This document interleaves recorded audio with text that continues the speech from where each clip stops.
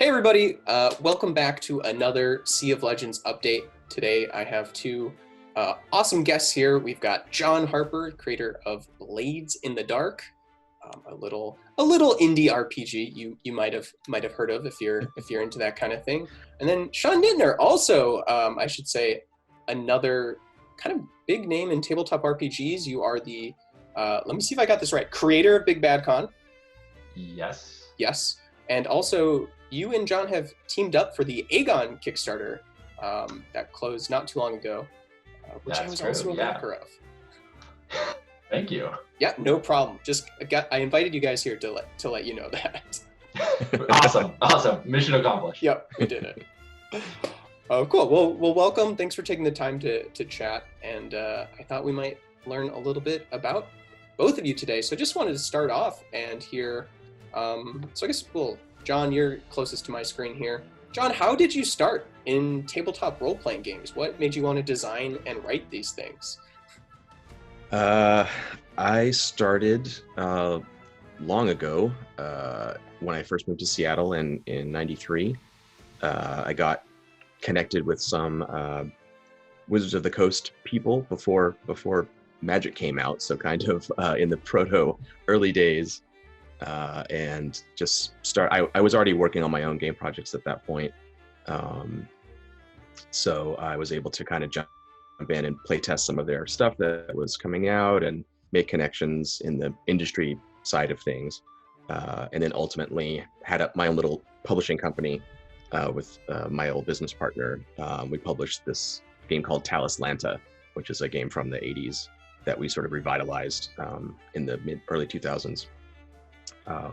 And that lasted a few years, and then I ended up starting a career in graphic design for ad agencies and stuff like that, and kind of stopped doing game development as a business for a long time, for not 20 years, but 15-ish, I guess, and then jumped back into it. And all along I was a player and contributor to forums and that kind of thing. But when the Forge came around, the indie game forums, I met a lot of fellow designers, and we did a lot of work,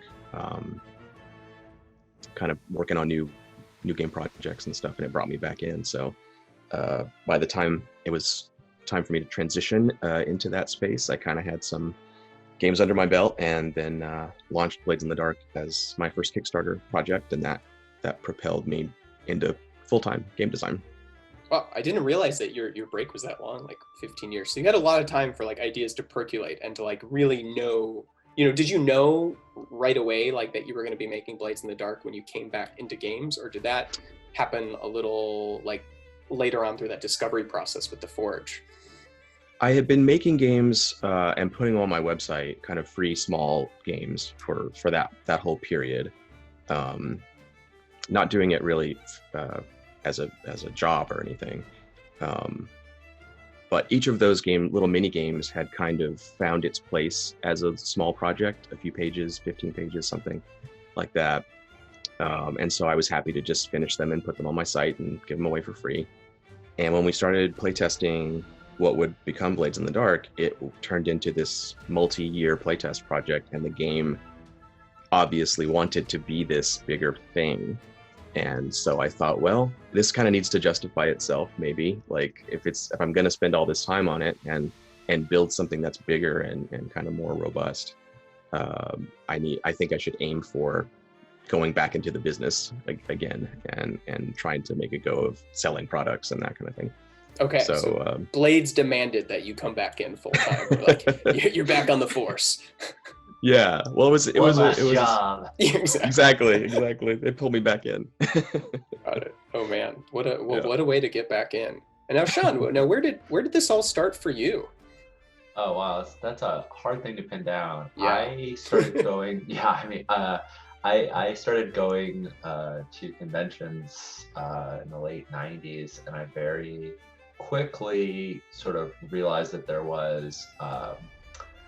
At least the local conventions, there was very little offered besides D&D, Cthulhu, Hero System. Like that's what you would get. And I was interested in playing other games and trying other things, not not playing those, but just trying other things. And I bumped into a group of GMs called Good Omens, and they were trying out new experimental games. At this time, that was like White Wolf games. That was new. That was wild to do, right? But it was they were and kind of the fringe of indie, beginning like the early 2000s, beginning of indie games, and I joined them. And then as is sort of my nature to like want to turn something into something else, I was like, we should have our own con. And so after I sort of joined them and I was GMing for a few years under the Good Omens banner, I started running with the rest of the group a Good Omens Con, and I ran that for 7 years, and that was a one-day event. It was a charity fundraiser and great times, and I had a blast. And after so long, I realized I wanted to grow it to a full weekend event. We'd have to start charging money for attendance. We'd have to get a hotel to host it, and organizers of Good Omens like to refer to themselves. We like to refer to the group as a disorganization. It was like 25 heads of a hydra, all kind of going in whatever directions. And so I needed to consolidate that a little bit, and I needed to be able to have a bit more control. And thus I had a lot of ideas of what I wanted in a larger con. They've been percolating for a while, and I've been able to experiment with some of them with Good Omens Con, and that is what was the genesis of Big Bad Con. And then at a sort of forking point in the road, around the same time, I also, because Good Omens Con was hosted in Endgame, and Endgame was a store owned by Chris Hanrahan, and Chris Hanrahan was the vice president of Evil Hat. I started talking to Chris, and I started doing some Evil Hat work, and originally it was just like working on a few products, and then it was, could you do some website updates, and then it was, could you project manage this one project, this one little thing called Fate Core. It's like a tiny little Kickstarter. It just, it's everything. And then, so around a similar time, I became the project manager and then the director of projects for Evil Hat. And so, and those have been fed each other very well. Big Bad is where I get to see a lot of wonderful people playing lots of wonderful games. Evil Hat is an opportunity to make some wonderful games. There's been a lot of cross-pollination there. And so I've been doing that doing both of them for about 10 years. So it sounds like it's in your nature to organize when you see all these like disparate threads and semi functional organizations, or they're functional, but they could be better. John may tell you about the emails that I send and the lists and lists. I have an entire page in my bullet journal just called Harper tasks, and John never gets to the end of them because I'm always like, cool. So we did that. Awesome. So the next 5 things. Yeah. I love, for me, being at a convention and watching people game is like a holiday. It's like Christmas and my birthday and New Year's all roll up in one to see that. And I know that it takes a lot to make that happen. And I'm really excited to facilitate that. And if that is through game design or project management or convention hosting, whatever that takes, and I'm excited about doing it. So, and it's been great to do a lot of different things, because I think I would burn out if I was doing one. So it's been really fun to jump around in the field. See, I'm curious with like the beginnings of Big Bad Con. Had you always had a sort of accessibility component? Like, was there always a plan to bring people in with scholarships, or not? I don't know if scholarship's quite the right word. Sure. But yeah, that's okay. I will tell I'll try not to belabor this, because there's really a lot of growth that's happened throughout it. But the short version is no. My initial conceit was I want to bring great GMs to run great games, and that was, I happened to reach out to a lot of my friends, to a lot of really well-known GMs, and those people also happen to be really kind and welcoming people. And so that sense of home and that sense of belonging at Big Bad was initially sort of accidental. Year 3, a friend of mine reached out and said, I'd like to come to the con. I'm transitioning. I'd like to come to the con presenting as a woman. This is the first time I've ever done it in public. Do you think that will be safe? And I told her, you know, I think so, but I think what would be best is if you ask some of our other trans attendees, because they have personal experience. They can tell you what their experience has been like. And so thankfully she was able to reach out to multiple people who had already been attending for the past couple of years, got a, you know, thumbs up, said, yeah, you should try it. She came that year, had a wonderful time. We happened to have a contest of at that time called Big Bad GM, where like we kind of gave GMs some like random game components, like here's your antagonist, here's your genre, go, and they had to run a fake game with like zero prep of even what was going on. And she was in that, and she won it. So she had this like fantastic experience of being accepted and being really celebrated as well. And we talked about it quite a bit afterwards, and I realized that it was very fortunate that she had that good experience, Right. but I didn't ever want to leave that to chance again. I didn't ever want to be like, oh no, what if that didn't go well? Yeah. So that was really, there were several other smaller events. I reference that one a lot because it was very much a catalyst, but there were several other issues where I would see people being unsure, and I wanted to remove that fear as much as possible. You can't really make a con safe, but you certainly can make it safer. You can make it more welcoming, and that was really what started our community standards and our scholarship program and the Kickstarter guests that we brought out, and Big Bad World, the game that encourages you for being nice to each other. And you have such a misleading name for this con. Here you are talking about this beautiful community you're making. It's open, it's welcome, it's inclusive, and it's Big Bad Con. I know. Yeah, I was literally making pancakes for my kids, and I was like, what the heck should we call this thing? And we spent like 2 hours brainstorming names, and that was what we came up with. That was my kid Anya, they're about to go to college. This is terrifying, but they were a wee little thing at the time. Yeah. And Anya came up with the name, and I liked it. And originally I was like, I'm the big bad wolf, and I had this kind of like tough person persona that I don't think is actually, it's like kind of toxic and I don't like, and I've abandoned, but the name has stayed. So, you know, we still say the wolf and Little Red, but you know, now the wolf is like a space wizard. Little Red's like, you know, they get reiterated every year in the art for them, but like we've really tried to remove that like big bad kind of mentality that we thought is catchy earlier on. Yeah, which it is a terrible at the time. I could see why, you know. Yeah, it's okay. The next con will be called Little Good Con. Little Good Con. Okay, stay tuned for that. Well, I was gonna say Big Bad Con, like, and for folks who don't know, I guess I should have probably explained it a little better. But Big Bad Con is primarily, and correct me if I'm wrong on this, primarily, you know, a narrative-focused gaming, RPG narrative game sort of convention. You go there and you just play. Like, unlike a lot of other cons, it is really focused on playing these games with people and meeting people. And you know, there's also panels, of course, to learn more about other people in the sort of indie sphere or wherever. And it also, of course, has this like really big emphasis on being inclusive and making people feel welcome.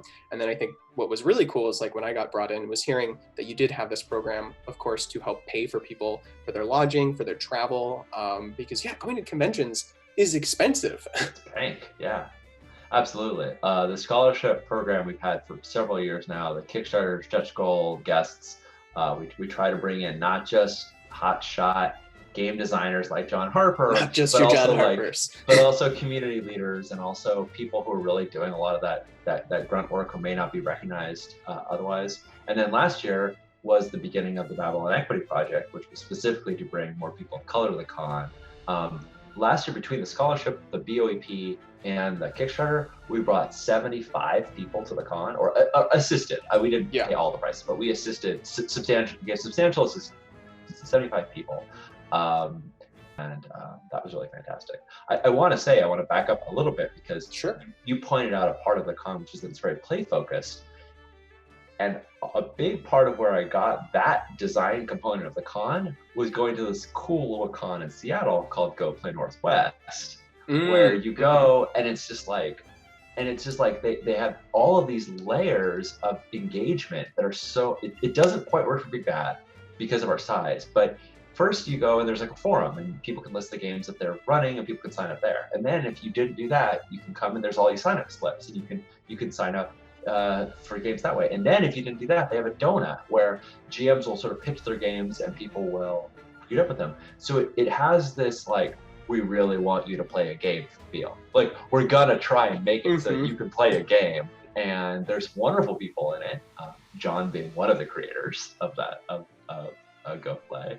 So there's really wonderful people behind the con, and there's wonderful attendees. And it was a big source of inspiration for me as well with Big Bad. Specifically in that play focus element. Because I want people to come and spend their time hanging out with each other, playing games, right? Those are my big focuses. That's right. What I want. That's why we make games. We want people to play them. Yeah. I was gonna say at Big Bad Con last year, I actually got a chance to bring Sea of Legends to the con and play it with some folks there. I got to play with Orion and Banana Chan and Kiana and a few other people that were kind enough to volunteer. And that was a super early prototype, but it turned out to be very instrumental because everyone said they wanted more smooching and more romance in the game. Good. Yeah. No, I mean, that sounds right. Yeah. So of course, all the narrative indie RPG people are very thirsty, and so we're doing what we can to it. Have you looked at Twitter right now? I think the world's kind of thirsty. True. It's true. And I'm curious, for both of you, what, I guess my first question is, for fans of, we'll say for fans of Blades in the Dark, John, I'm curious what you think might appeal to those fans about Sea of Legends, and then Sean will follow up with you, focusing on fans of Aegon and what they might like about Sea of Legends. Yeah, sure. And so I'm curious, what do you think they would like? I think, well, there's I have to condense it because I don't want to go on too long here, but there's a sensibility in both Blades and in Sea of Legends that the so-called like NPC characters are important movers and shakers of the world, and the protagonists are equally important because they're our characters that we're running. But the way that you play the game isn't necessarily by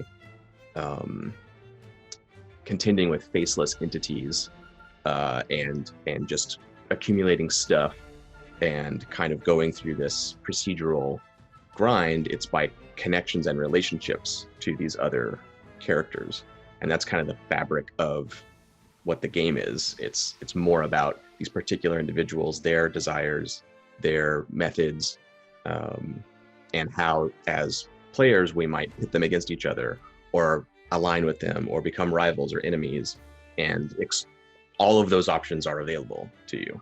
You have this whole fabric of play that can be antagonistic or friendly or smoochy or whatever. Friendly. Yeah. Friendly with benefits. And the game itself is giving you permission and tools to do that. It's not saying you have to do it this way, you have to do it that way. Particularly when we played the little demo, Ryan, like one of the first things I was like, well, can I make a deal with my fellow player here? And if I'm doing this thing with my rival / enemy / lover / whatever, does that have an impact on their character and their rival? And it did immediately. Like that change happened. That's so right satisfying. away. It's so great. Yeah, and it was just like I wanted that to be true. I was hoping it would be true, and then the very next turn it happened. And so that it's obviously they're different. Blades being a role-playing game, not a board game, but that feeling of I did something in play, it changed a state of the world, and now our options going forward are different, and this character relationships are different, and that alone will drive a whole Blades in the Dark campaign, really. So I think people who have played other types of board games that don't have this kind of story game component, I think they'll be very pleasantly surprised by Sea of Legends. The first time you do that little loop with the characters, it feels familiar to a story gamer. Yeah, and I'm sure Yeah. that is because of my own biases towards story games as well. So we wanted to capture like the sort of RPG light experience of like relationship building and how that feeds back into gameplay with Sea of Legends. So I think, yeah, that's one of those things that people wanted to do in play testing, and we're like, we got to put this in the game. So it's a tall order when you have to kind of semi-automate it.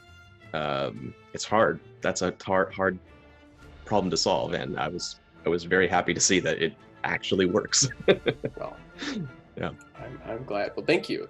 That's those are kind words. And Sean, now you have, I should say, you have not been given a demo of the game. So I'm just putting you on the spot here, Ryan. I feel, yeah. Yeah.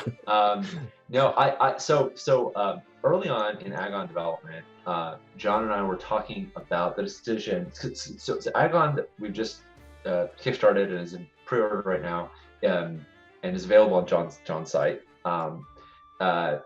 It's Agon Second Edition. We were looking at the game that John made in 2006, and the things that we wanted to keep and the things that we wanted to change. And one of the early discussions that we were having was, do we want the islands to be procedurally generated like they were in 2006, the first edition, where you roll on some tables and put things together? That's a lot of fun. We love that. Or do we want to have the islands be pre-generated so that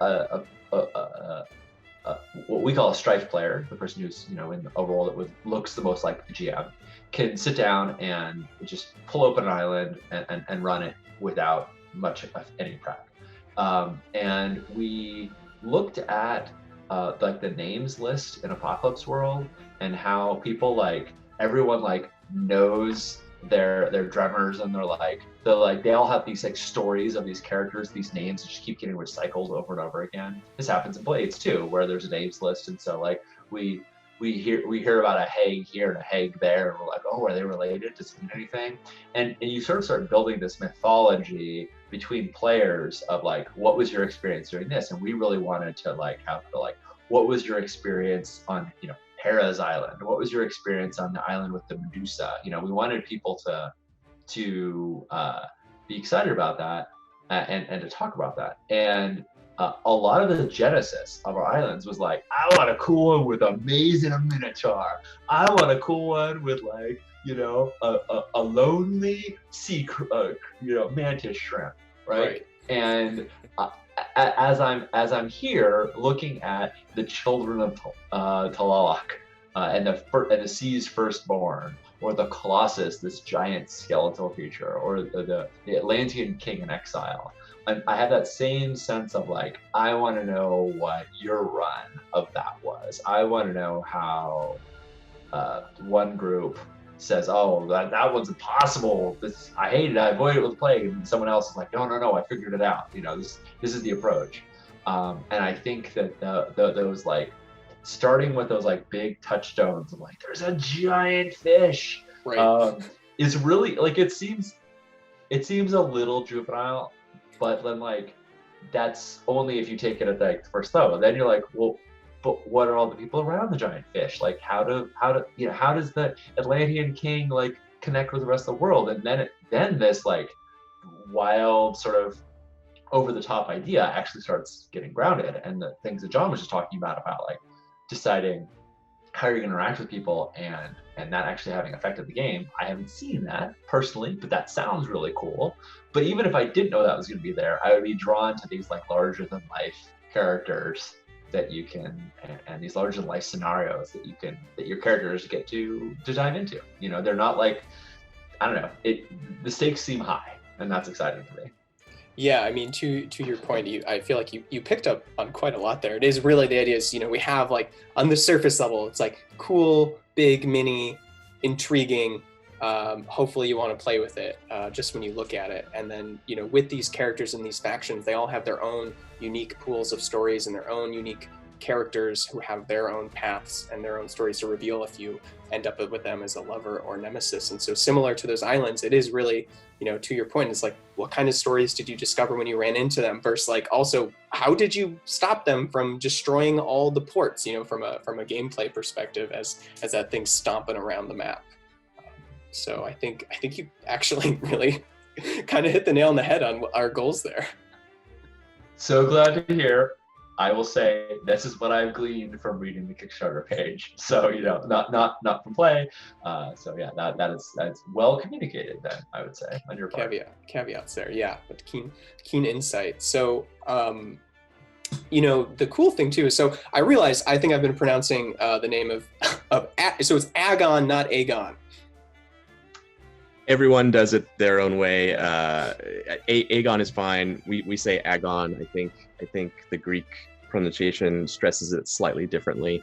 Yeah. We think agony, right. Agony. Yep. But almost everybody I know pronounces it Aegon. So I think like we're the outliers. I think Okay. we might have gotten it wrong.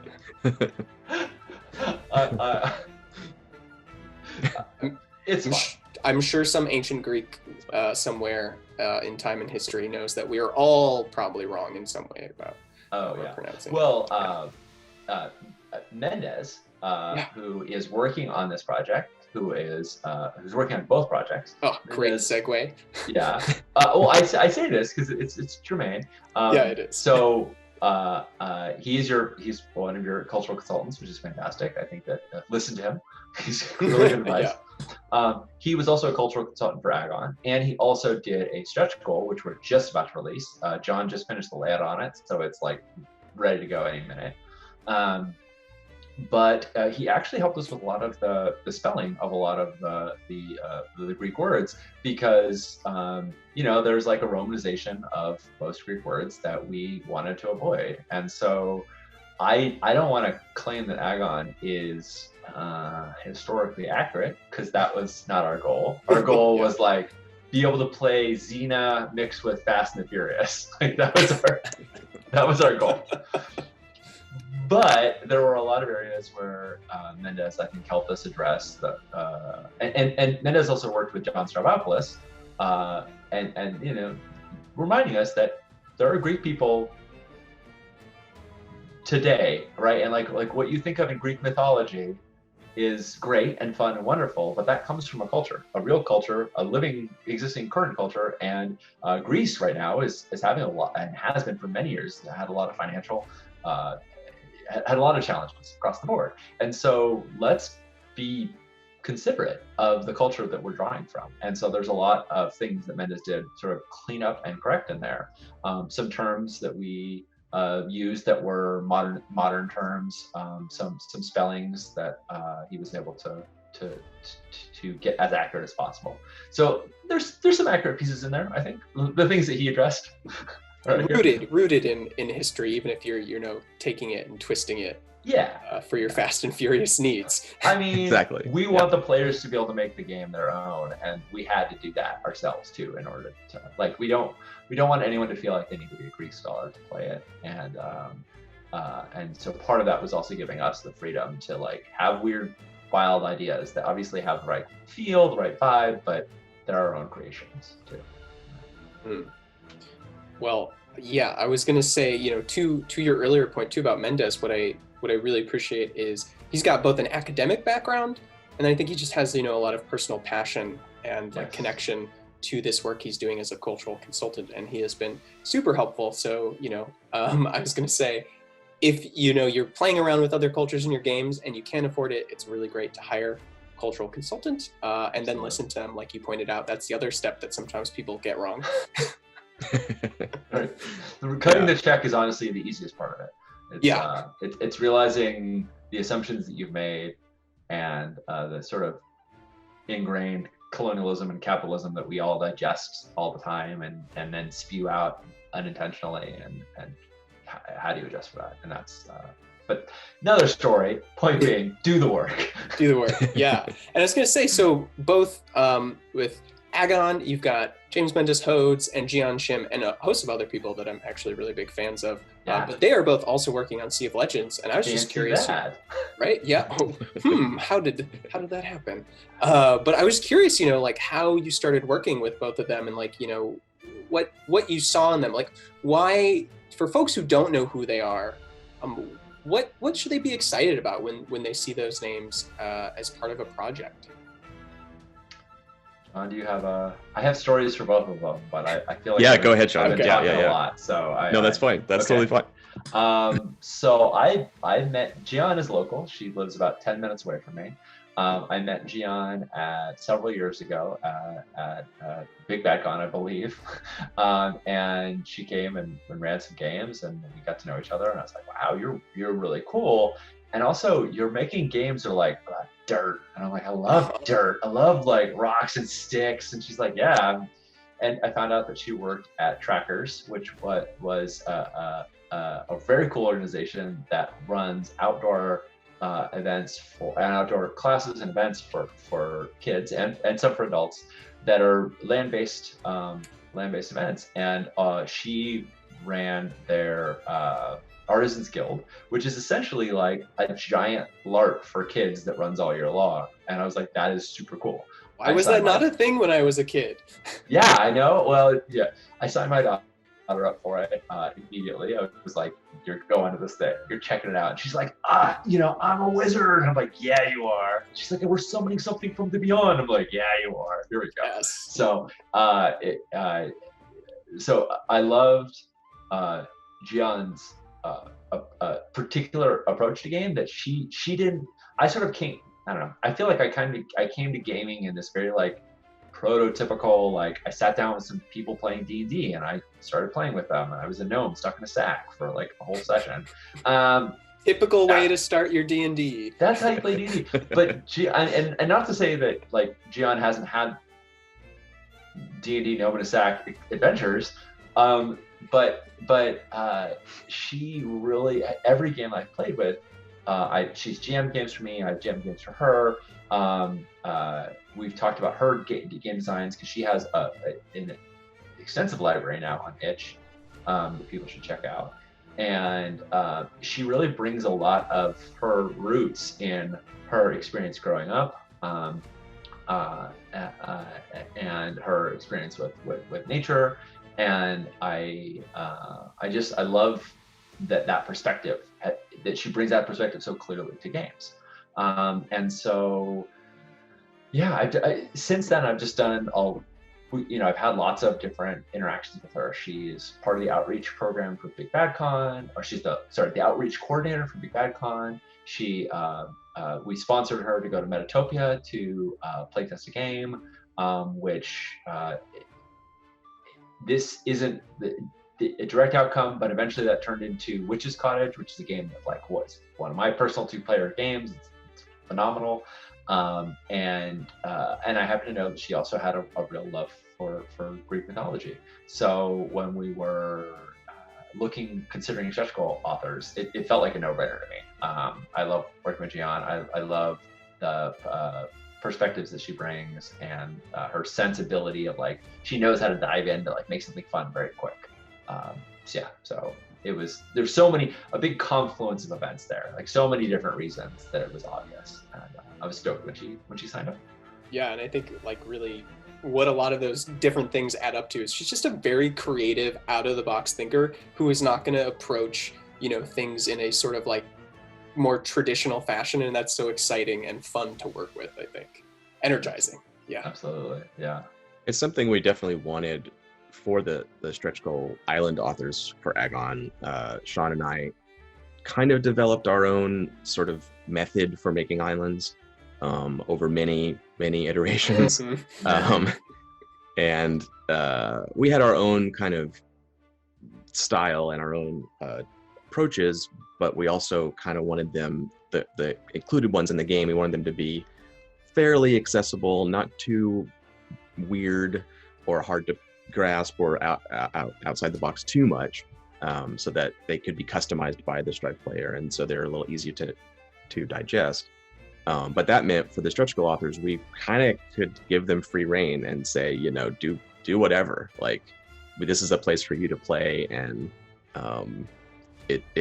we've already given the players of the core game this like stable foundation that they can build on. So now your stuff can be your point of view. And so we're getting, I mean, Mendez's island especially is, I don't know if we should like tease it or spoil it at all, but it's I don't think it'll hurt. Tease. It's gonna go out, so it's gonna go out probably by the time this is released. Okay. That's true. Yeah. If you like rap battles, we have an island for you. Yes. Mendez is the way he approached this rhapsodic poet competition thing, and in the style of East Coast West Coast rap battle thing, it's really it's both like ridiculous and so perfectly ancient Greek flavored, like it feels like it could have happened, you know. I mean, I don't know if you've ever heard it, but he has rapped the beginning, at least, of the Odyssey. I think the plan was to do the entire thing. I have not heard that. Oh my gosh. Perspective is that rap is the closest analog to the way ancient Greeks told stories, because there was a beginning bit that was prescribed, that was static, and then you riffed based on who was in the audience. So you would say, like, if like Agamemnon was in the audience, you'd be talking about all these stories, like these great warriors, and you'd be like, and then Agamemnon ships showed up, because you want Agamemnon to pay you, because you are like counting the coins in the hat at the end of your session, and you want these patrons, so you basically call out everybody in your audience and like either razz them or you uplift them or both, and you make them part of the story. And so there was like certain things fixed and certain things that were very fluid. And he's like, yeah, the closest analog to that is rapping. And I don't know. He explains in an interview that I have to dig up somewhere, but he explains in an interview how there are several terms that are hard to translate out of Greek unless you're willing to use terms that are really familiar in rap, you know? He's like, yeah, clearly Achilles was fronting. Like, that's what was going on. So anyway, it's the fact that we can harness that for this was so good. That sounds incredible. I'm just thinking, the freestyle Greek verse is going to be a great time. And I was like, Agamemnon. Let's try to say that name 10 times fast. He's kind of like the bad guy, I feel like, too, in the Odyssey. So like if he's in the audience, you're like, okay, we'll tone that down a little bit. Yeah, exactly. I could see how that would play out. But okay, that was a great pitch. So now I think you have so many reasons to be excited. Although, John, I didn't know if you had any stories of your own you wanted to add into the mix there. Sorry, about Mendez and Gian, if you had any. Yeah. I mean, honestly, I really just wanted to tease Mendez's Island because I'm so excited about it. So when is that coming out? Like, and actually, I should say, this is a good time to say, so the Kickstarter for Agon already ended. It was a huge success. You guys smashed through your goal. But I know that pretty soon people will be able to like purchase it, right? Or maybe they already can. Their Evil Hat has a backer kit powered pre-order for that, which we can provide links for or whatever. You can probably search backer kit Agon pre-order. And if you go to my itch page, John Harper is the name of the itch page, itch, on itch.io. You can get if you want the PDF version, the non-print version, you can get it there. So it's out because of quarantine, COVID stuff. The printer is not quite back operational right now. Supposed to be next week, but we're crossing fingers. Like, just because they go back to work next week, we don't know if they're going to immediately be able to dive into it. But it's close. Yeah. It's soon that they should start on it. Yeah, the physical books will start to appear, hopefully soon. Yeah. Well, delays I think are understandable with a unprecedented global pandemic. Yeah. It does feel a little personal though. Like I've probably like worked on 50 books that we've printed and manufactured for Evil Hat, and the one that I actually made or was the co-author of is the one that Corona hits. I feel slighted. I feel slighted, universe. Cruel fate. working against you. Yeah. Well, I think everyone should go check out Agon. Like I said, I'm a backer. It looks like a ton of fun. And now knowing that also there are going to be things like Ancient Greek Rap Battle Islands also coming out, that's like, what more do you need? I mean, I don't know, maybe a board game where you can sail around and like interact with all these cool factions and meet like giant fish and skeletal, soldiers and things like that. I don't know. And smooch them. And presumably. smooch them, yeah. Yes, smooch all the giant sea monsters and everything you find. See what happens. I mean, that's why they have lips. Why do you think God gave sea monsters lips? Fish has big lips. Why did they give them tentacles, though? Never mind. We're not gonna No, answer that not. question. No. It's another game. All right. Well, this is probably the perfect note to end on. I don't think we could wrap it up in any better way. Please go check out Agon. It's awesome. Have your own Greek heroic adventures. And if you didn't know about Sea of Legends and you're just coming into it now by watching this video, check us out. We're on Kickstarter right now. Thanks for watching till the end. And thank you both for being here today. Thanks for having us. My pleasure. Yeah.